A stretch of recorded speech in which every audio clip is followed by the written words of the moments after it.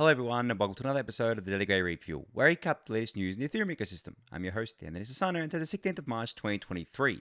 Alright everyone, let's get into it. So first up was this tweet that I came across just earlier today from Honey Abu going through what the execution layer client diversity has looked like over the last, I guess, almost a year. So this chart goes back to, I believe, May, if I'm reading the date right here, the 1st of May here in 2022.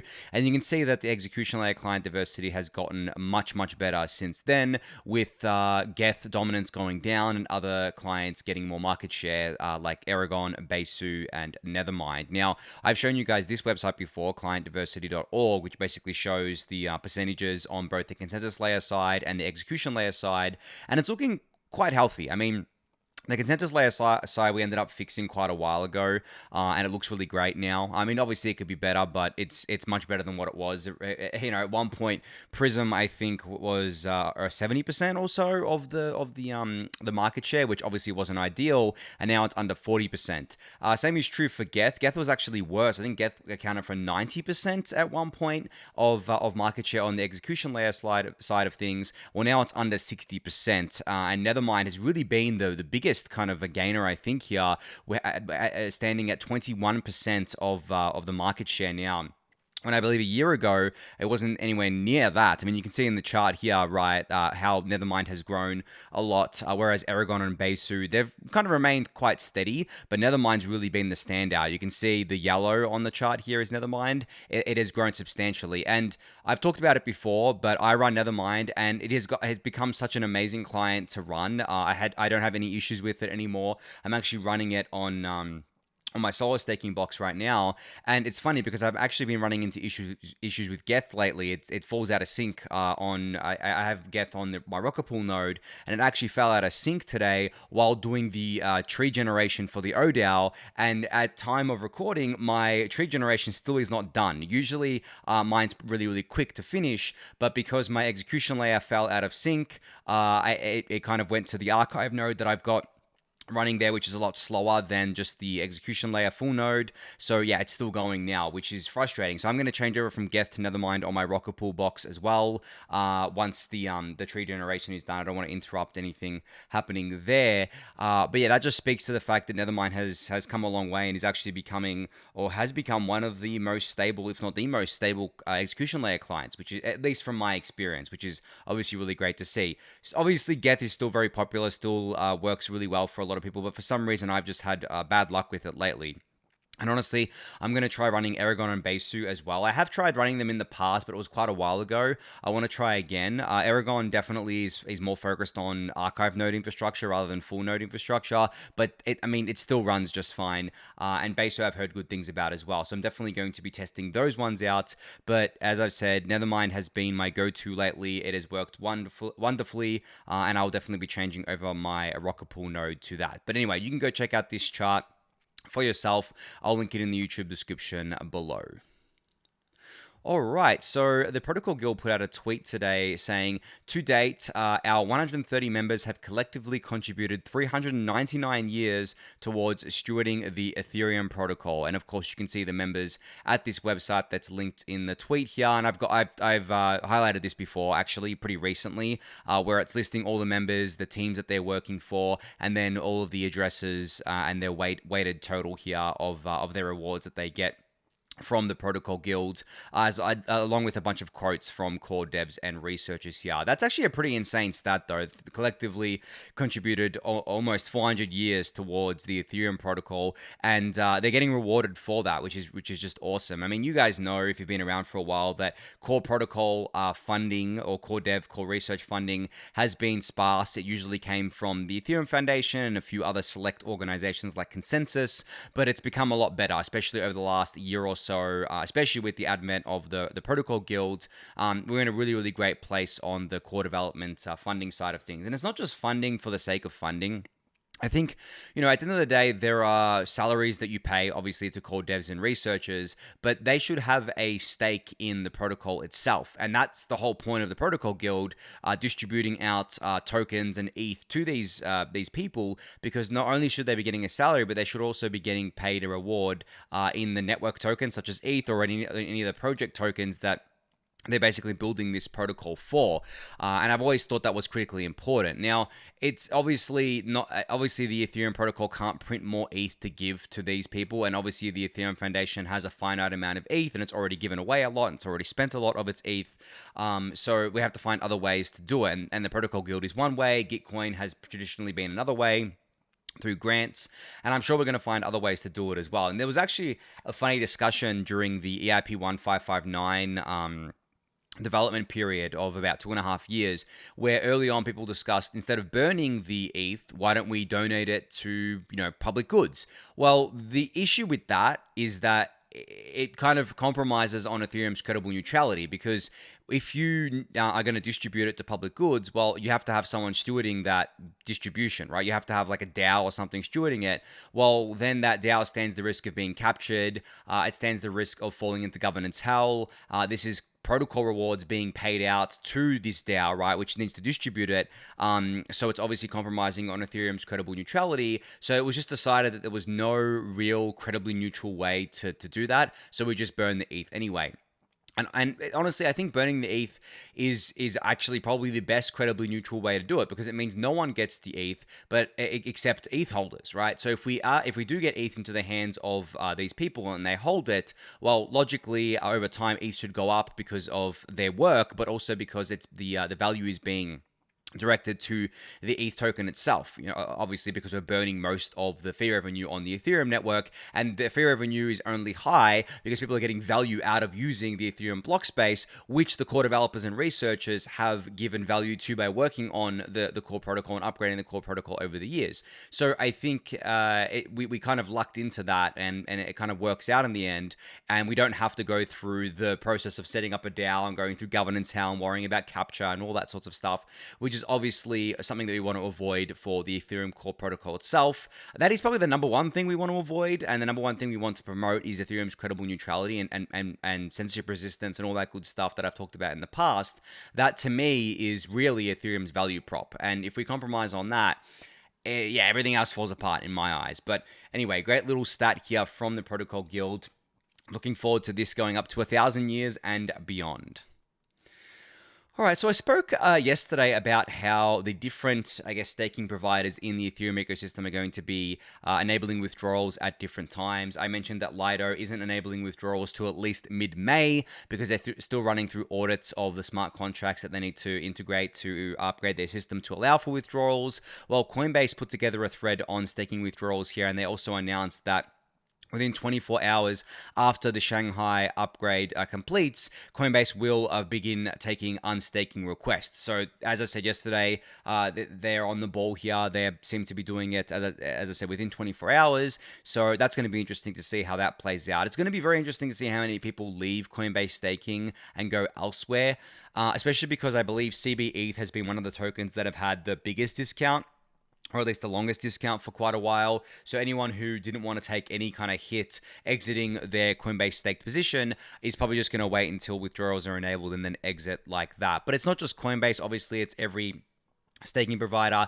I haven't seen anything from Binance yet, but I assume that they're going to be the same here. Kraken, same thing. Obviously, Kraken's in a bit of a different position because they can't actually offer staking to retail investors in the US anymore. So there's going to be a forced unstaking there, and those people are going to have to find another home, whether that's Coinbase or Binance or Rocket Pool or Lido. Remains to be seen where that is, and we'll have to do some on-chain sleuthing and on-chain data collection to actually see where that ETH goes, if we can even see it, because it's going to be hard because the ETH is coming from a centralized exchange and it's kind of hard to map that out. But I'm sure people will attempt that and try that there. But yeah, this is great. Kudos to Coinbase for doing this. As I mentioned yesterday, and as I mentioned plenty of times on the refuel before, I still strongly believe that over the next 12 months, the Ethereum staking landscape is going to look very, very different. I actually was talking to a project just before about something that they're working on for Ethereum staking, another staking provider service that's quite unique.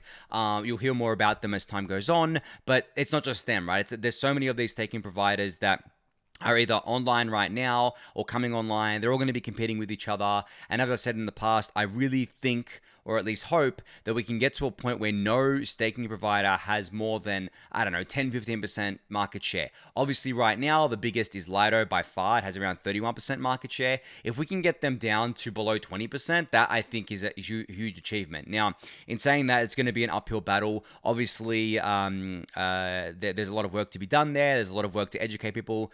We need to make it easier for people to stake with, to solo stake or to become rocket pool node operators, or to stake in other decentralized solutions. Even centralized solutions is fine. I think that, as I've explained before, as long as no centralized service has too large of a market share on the network, it's totally fine for people to stake with centralized services, because at the end of the day, as long as it's the distribution that we care about, the overall distribution that we care about, not just from an e-stake distribution perspective, but also from an effectiveness perspective, because we don't want, for example, well, let me put it to you this way. The worst case scenario for something like a Coinbase or a Binance, they have like 10% of the network. Well, what happens if all of their validators go offline for whatever reason? Well, the Ethereum network will suffer from a network degradation of about 10%. So there'll be 10% of blocks being missed because Coinbase's validators are offline. And that's obviously not great, right? That's obviously going to lead to instability on the network. So it's not just from a stake distribution perspective, from a decentralization perspective, it's also from a resiliency and liveness perspective that we should be encouraging the distribution of stake here. The one saving grace about Lido, even though they are 31% of the network, they do distribute that out to different node operators. So if one node operator goes offline, it's only, I think at most, a couple of percent of the network that would be offline, rather than the 10% that you see here. But I'm sure, obviously, big staking service providers like Coinbase have tons of redundancies in place, and with DVT technology, distributed validator technology like Obel, that's going to become even more redundant, and we're going to be able to do some crazy setups there in order to basically ensure that most of the network never goes offline, or if it does go offline, there are backups that kick in, and those backups don't actually get you slashed. I've discussed this in the past about how a lot of people do backup systems where the backup system accidentally comes online when the main system is still online, and it leads to them getting slashed. And it's a pretty big punishment, obviously, especially pre-withdrawals where you can't even restake because you can't withdraw your stake. It's just dead ETH until staking withdrawals are enabled there. But anyway, you can read Coinbase's thread for yourself. I'll link it in the YouTube description below. All right, just a quick update on USDC. They announced today that as of close of US banking operations on Wednesday, March 15th, Circle have cleared substantially all of the backlog of minting and redemption requests for USDC. And of course, USDC is also back to peg at $1. So yeah, it seems like all the doom and gloom scenarios that people came up with over the weekend didn't pan out at all, which should have been obvious to anyone paying attention, of course. And it seems Circle was able to process all of the withdrawals, which I believe was about $3 billion or something worth of withdrawals. I think it was something high. I don't know if the numbers actually, $3.8 billion was redeemed, with $0.8 billion minted since Monday morning. So over a period of 3 days, they were able to redeem almost $4 billion. And obviously mint almost $1 billion here, which is quite a testament to the resiliency of their systems that they've got in place. And I actually think that this recent event with USDC has strengthened USDC and not weakened it. I honestly don't think people are going to view this depegging event and say, okay, well, I don't trust USDC anymore, because at the end of the day, every single stablecoin that exists has depegged at one point or another. And I think depegging events are generally fine as long as the peg is restored, and as long as it's not something like an algorithmic stablecoin. The dangerous thing that happened with the UST stablecoin from Terra was that it depegged back in May of last year, and then it repegged, and everyone's like, oh, well, okay, it depegged and it's repegged, it's all well and good now. Well, no, because nothing of the underlying faults in the system actually changed. It was still a Ponzi at the end of the day. And that's why, obviously, in the end, it ended up crashing and burning.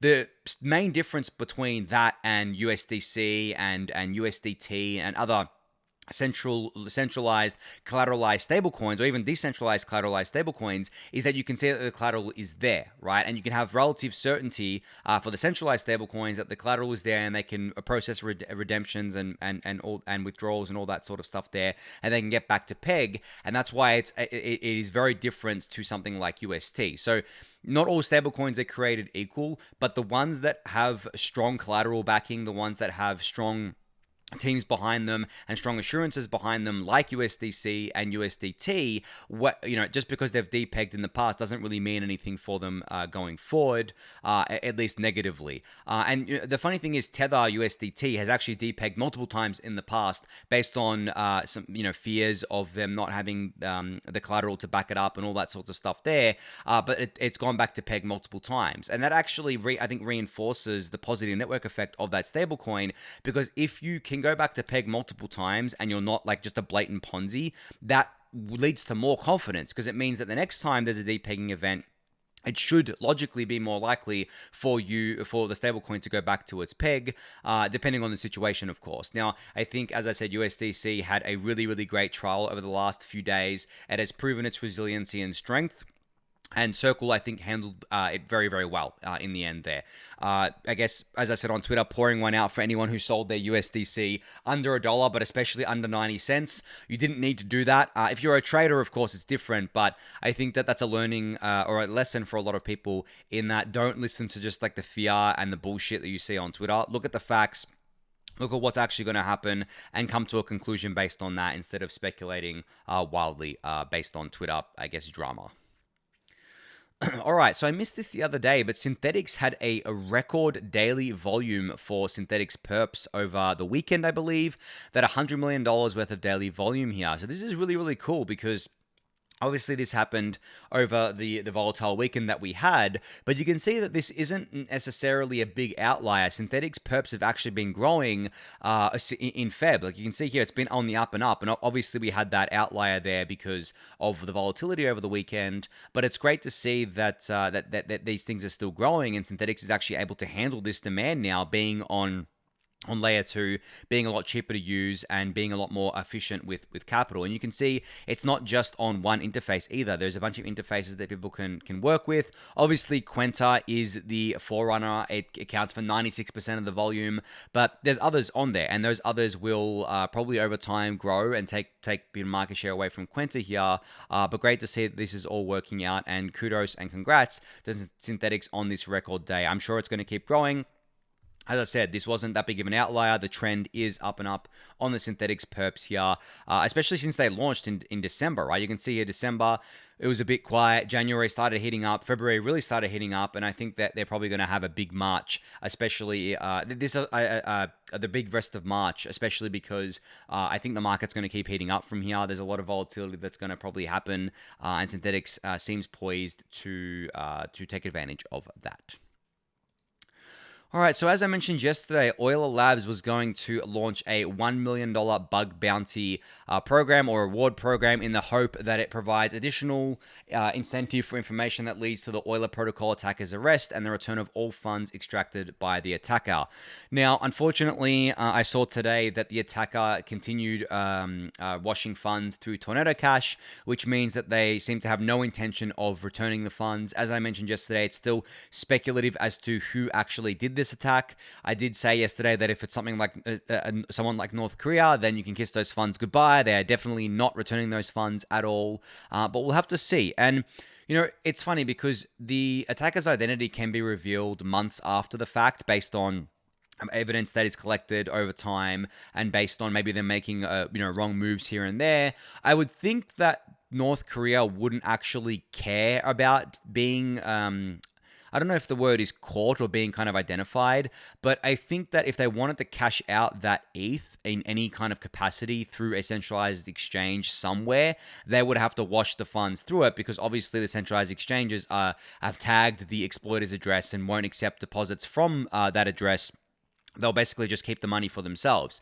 So I think that that's why that they would be doing that, because they need to get the money into, I don't know, probably US dollars or some other currency. If it's North Korea, for example, I don't know what they want to do with the money, but maybe they want to buy more missiles, right? They're not going to be able to pay in ETH for that. Or maybe they do, but they're not going to be able to pay in tainted ETH. It needs to be fresh, clean ETH. And that's the whole point of washing it through Tornado Cash there. So again, I'm just speculating here because, and the reason why I harp on about North Korea is because they have been responsible for some of the biggest hacks in the crypto ecosystem. So I think that it's probably likely that this could be them or it could be an associate of them, but we'll have to see. We'll have to see if it comes out. Hopefully there is evidence that is found based on this $1 million reward, because it means, this is open to anyone, like any on-chain sleuth or anyone that's got access to more information than your regular kind of Joe can do the investigation and see if they can come up with anything, and they stand to be rewarded with up to $1 million if they do.